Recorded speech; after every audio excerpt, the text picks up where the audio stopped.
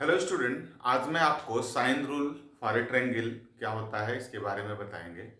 बहुत से बच्चों ने पूछा कि सर आप बहुत दिनों से वीडियो अपलोड नहीं कर रहे हैं और इस टॉपिक की ज़रूरत भी उनको कई बच्चों ने इस टॉपिक का नाम स्पेशली दिया। उन्होंने बोला कि सर ये सिलेबस से हट गया है, तो इसको थोड़ा सा आप बता दीजिए। तो मैं आप आज आपके सामने साइन रूल और कोसाइन रूल दोनों को प्रूफ करेंगे और बताएंगे ये होता क्या है। चलिए आते हैं। सबसे पहले हम एक ट्रायंगल लेते हैं ABC। अब ये जो एंगल है इसकी अपोजिट साइड की लेंथ BC को स्मॉल a से डिनोट करते हैं, इसकी अपोजिट साइड की लेंथ को स्मॉल b से, इसकी अपोजिट साइड की लेंथ को स्मॉल c से। अब इससे सपोज किया इस पर मैंने परपेंडिकुलर ड्रॉप कर दिया जिसका नाम D है। तो अब अगर यहां से हम देखें इस ट्रायंगल में, ट्रायंगल BDA में तो हमें क्या मिलेगा, साइन B अगर हम देखें तो साइन B की वैल्यू हमें मिलेगी AD अपॉन AB। ये मिलेगा हमें AD अपॉन AB। तो AD हमारा हो जाएगा AB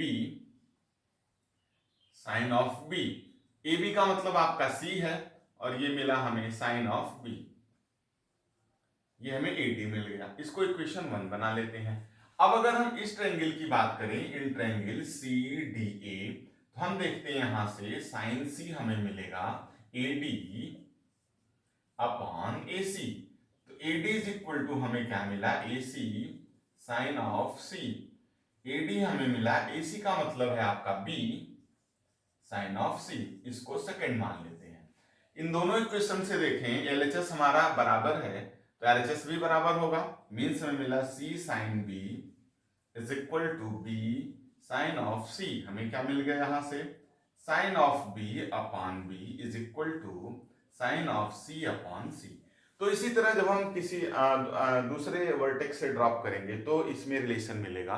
तो सिमिलरली आप निकाल सकते हैं। तो हमें आ गया ये साइन रूल, क्या मिला, sine A upon A is equal to sine B upon B is equal to sine C upon C। इस रूल को हम लोग साइन रूल के नाम से जानते हैं। कहीं कहीं से ऐसा भी इस्तेमाल किया जाता है, A upon sine A is equal to B upon sine B is equal to C upon sine C। ऐसे भी यूज कर सकते हैं। क्यों, यहीं से ये चीज आपको समझ में आ जाएगी। आप साइड को न लेकर के C को लाइए, साइन C को, और साइन B को साइड, तो इस फॉर्म में भी मिल जाएगा।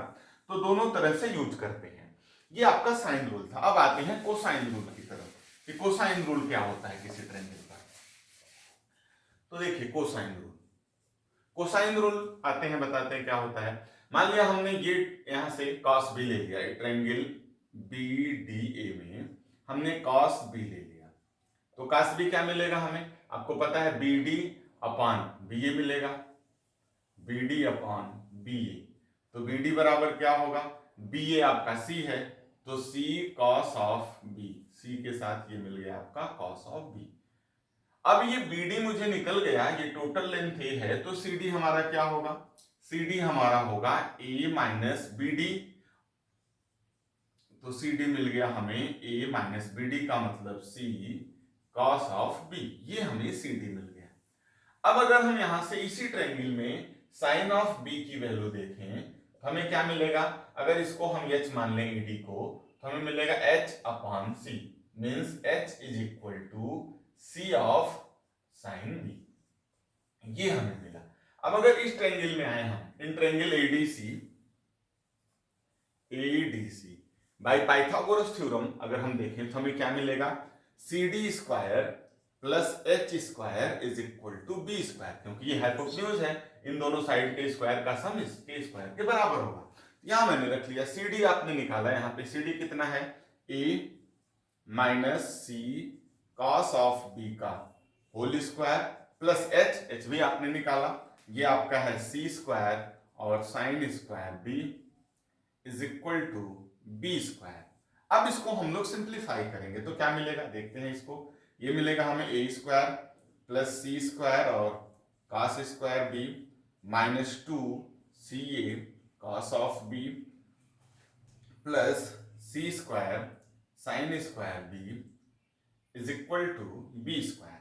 अब अगर इन दोनों को हम एक साथ कर दें C स्क्वायर कॉमन करके तो हमें क्या मिलेगा, ये A स्क्वायर है प्लस C स्क्वायर ब्रैकेट में मिलेगा हमें cos square B plus sine square B minus या बी स्क्वायर को इधर ले आइए, इसको उधर ले जाते हैं, minus B square is equal to 2 CA cos of B. अब यहां से अगर हम देखें तो ये हमारा 1 हो गया, तो आपको पता है sine square theta plus cos square theta 1 होता है। यहां से ये हमें मिल जाएगा A square plus C square minus B square is equal to 2CA cos of B. यहां से हमें मिला कॉस ऑफ बी की value C square plus A square minus B square upon 2CA। इसी रूल को हम लोग कोसाइन रूल के नाम से जानते हैं। अब याद करने का तरीका आपको ये है, ये यहाँ b है तो b माइनस में होगा b स्क्वायर, तो और साइक्लिक चलेगा, मींस a के बाद b के बाद c के बाद a के बाद b के बाद c और c के बाद, इस तरह से चलना होता है। इसी तरह अगर आप लिखना चाहें तो आप लिख सकते हैं cos a की वैल्यू। अब देखिए याद करने के लिए क्या होता है, cos a बराबर होता है b square plus c square minus a square upon 2bc। इसी तरह cos ऑफ c आपका होता है a square plus B square minus C square upon 2ab। ये आपका कोसाइन रूल है। अभी भी इसमें बहुत से रूल हैं फिलहाल, तब तक आप ये 2 पॉइंट को तैयार रखिए। फिर मैं नेक्स्ट वीडियो इसके आगे प्रोजेक्शन फार्मूला और नेपियर्स एनालॉजी इसके बारे में बताऊंगा, और इसके बहुत से क्वेश्चन बहुत ही कंपटीशन में आते हैं, बहुत इंपॉर्टेंट टॉपिक्स है जो पहले सिलेबस में था अब तो हट गया है, और लोग डायरेक्ट फार्मूला बता के क्वेश्चन दे देते हैं, तो आपको इसलिए मैंने प्रूविंग भी बता दिया। Okay, thank you.